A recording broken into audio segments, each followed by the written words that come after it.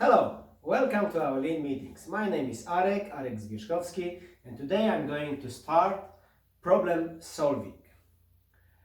There are four major mistakes that we usually do when we try to solve complex problems. The first one, we have a tendency to jump into conclusions too fast. The second one is we don't identify the root causes behind the problems. We also don't estimate the real potential of our ideas. We take the first one that seems good and we try to implement it.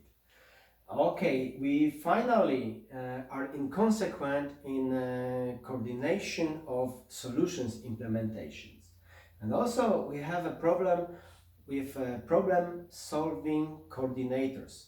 We need to have a moderator of our sessions who is not personally and emotionally involved in the problem, because if this happens that he has some limited perception and he unintentionally push people to choose his ideas.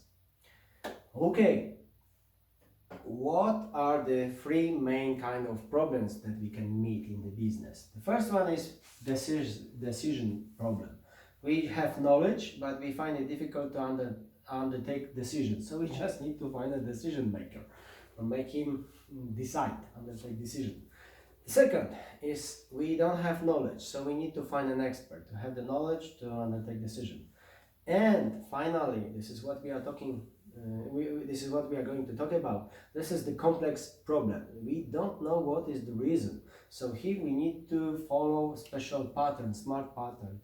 Facts, reasons, and solutions, without jumping too fast to conclusions. First point, facts.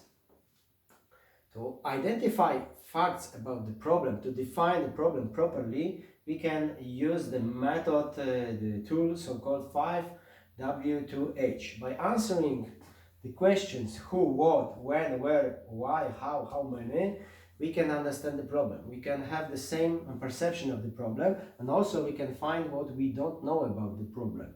I will talk about it more in the next sessions, but the crucial part in this point is just to understand the problem and define the facts.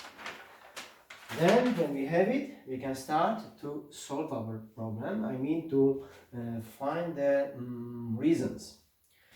We can use several tools, but the most frequent are Ishikawa fishbone diagram, 5Y, and Pareto diagram.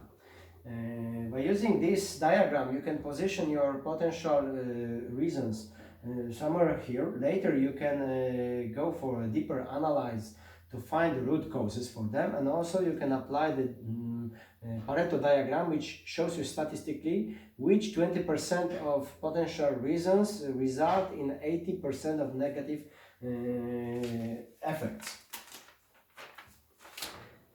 When you have your root causes defined for the problem, then you can start to look for ideas for solutions. Here you can apply some brainstorming methods, typical one, or much smarter, nicer Phillips 6-2-3 brainstorming method. And when you complete the brainstorming session, you get a short list of ideas which are most promising. This is not the end, because you need to evaluate them further, and this is in our next meeting. But as a summary, concluding this portion of knowledge, I would like you to keep in mind that to solve the complex problem, we need to follow the pattern: facts, reasons, and solutions, without jumping out too fast to conclusions. Thank you very much for your attention. I encourage you to continue with me and to try this approach. And I invite you to our next meeting. Thank you. Goodbye.